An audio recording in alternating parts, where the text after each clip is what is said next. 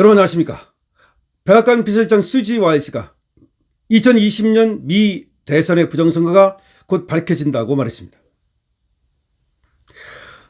백악관 비서실장 수지 와이스가 2020년 미 대선의 부정선거가 곧 밝혀진다고 말했습니다. 때가 왔다는 겁니다.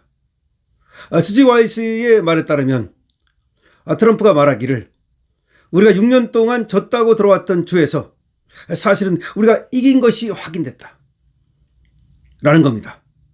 그러니까 트럼프가 얘기하는 거를 지금 수지 와이스가 전하고 있는 거죠. 6년 동안 졌다고 우리가 들었던, 다시 말해서 지금 미국은 주별로 이제 누가 이겼는가 이게 중요하지 않습니까? 그랬는데 우리가 졌다고 들었던 그 주에서 진짜 확인해 보니까 우리가 이긴 거더라.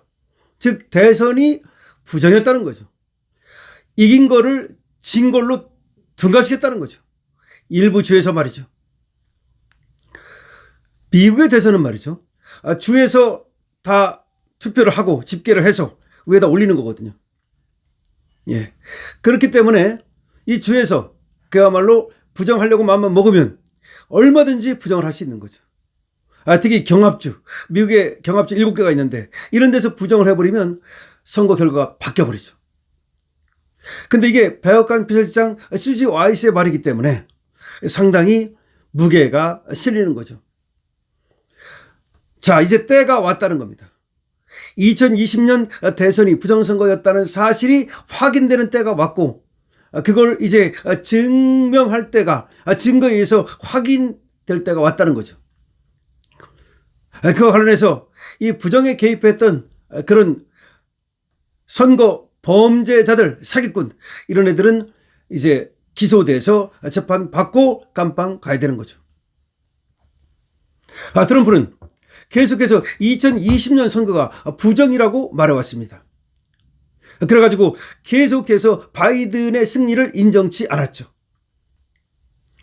그것이 의회 난입으로 이어지고 많은 사람들이 감방에 가고 그야말로 트럼프의 승리를 믿고서 바이든 승리를 부인하다가 여러 곤경을 당했죠. 근데 트럼프가 대통령이 되자마자 그 사람들 전부 다 사면해 줬습니다. 자, 그렇다면 트럼프가 얘기하는 부정선거가 사실이었다는 것이 확인되기 시작한 거죠. 여러 가지가 있어요. 하나는 말이죠. 선거인 명부에서 말이죠. 죽은 사람이라든가 또 실제 유권자가 아닌 사람들이 들어가 있는 거죠. 그리고 이런 사람들이 투표한 것으로 돼 있다는 거죠. 그리고 우편 투표에서의 엄청난 부정이 행해진 거죠.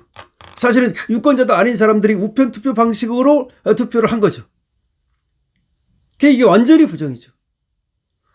그러니까 유권자 수하고 투표자 수하고 실제 투표 그 종이하고 이게 다 맞아 떨어져야 되는데 이게 맞아 떨어지지 않았던 거죠.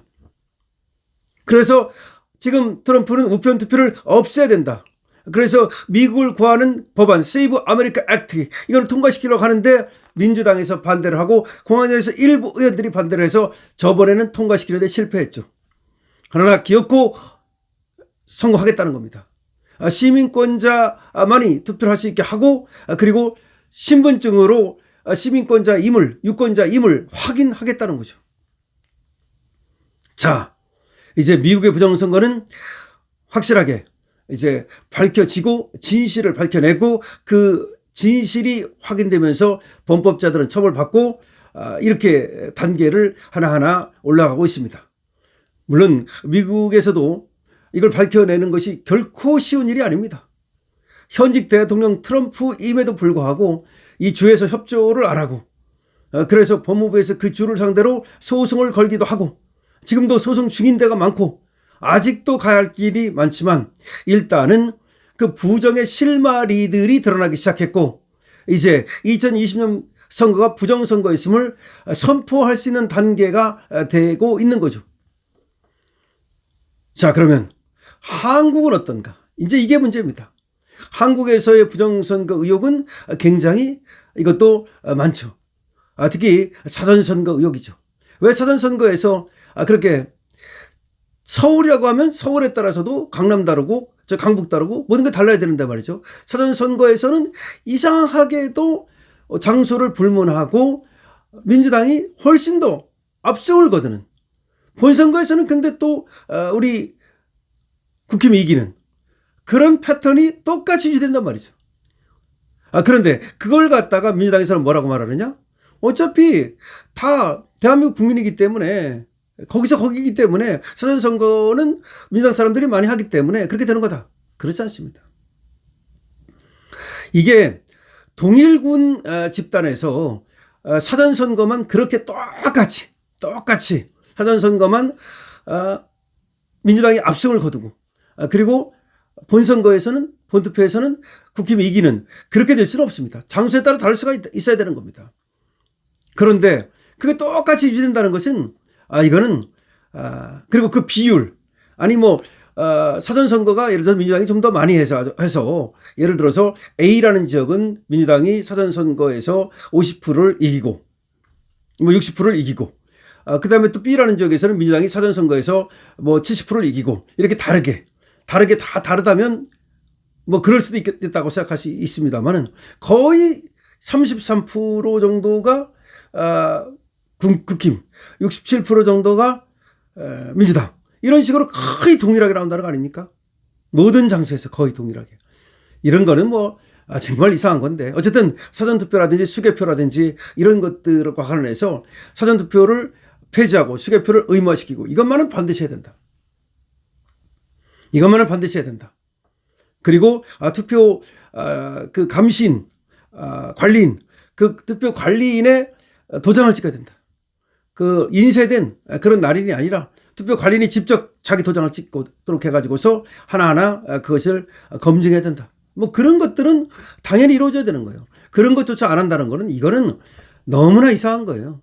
너무나 이상한 거예요. 당을 떠나서 누구라도 이 선거의 공정성은 너무나 중요한 것이기 때문에, 부정선거 의혹이 그 정도로 제기됐다면 당연히 선거 제도를 개혁하기 위한 그런 노력이 있어야 되는 거예요. 전혀 안 하고 있다는 것이 정말 이상한 거죠. 자, 정광훈 목사님이 말이죠, 윤석열 대통령을 이제 이번에 면회를 했죠, 구치소에서. 그랬는데 걔가 왜 왔냐 이렇게 물었다는 겁니다. 근데 그때 이제 들은 대답 중에 하나가, 국정원에서 말이죠, 모의로 선관위를 갖다가 해킹을 해봤다는 거죠. 일부러 이게 들어갈 수 있는지 없는지. 그랬는데 거의 7번인가 6번을 해가지고서 한 번 빼고 거의 해킹이 다 성공했다는 겁니다. 그런 지금 정광훈 목사가 얘기를 했습니다. 그러니까 국정원에서 일부러 선관위 안전성을 확보하기 위해서, 검증하기 위해서 아마 해킹을 시도해봤겠죠. 그런데 그냥 들어가지더라는 거예요. 그렇다면 국정원에서 하는 것을 다른 데서는 못하겠습니까? 중국에서는 못하겠습니까? 북한에서 못하겠습니까? 아는 다른 사람 못하겠습니까? 선관위에서 전자개표한 이것이 어떤 조작됐을 가능성이 얼마든지 있다는 것을 말해주는 것이죠. 자, 그렇기 때문에 어쨌든 이 선거 제도를 개혁해야 됩니다. 이걸 개혁하지 않고 사전투표 폐지 안 하고 수개표 의무 안 하고, 그리고 선거 관리인 도장 날인 안 하고 이렇게 계속 간다는 거는, 이거는 너무나 무책임한 것이고, 국민들의 의욕을 갖다가 오히려 활활 타오르게 만드는 겁니다. 너는 그래라, 우리는 개의치 않는다, 이런 태도를 보이는 건데, 이거는 아주 잘못된 것이다 라고 밖에 말할 수가 없습니다. 강신호 TV입니다. 좋아요, 구독을 부탁드립니다.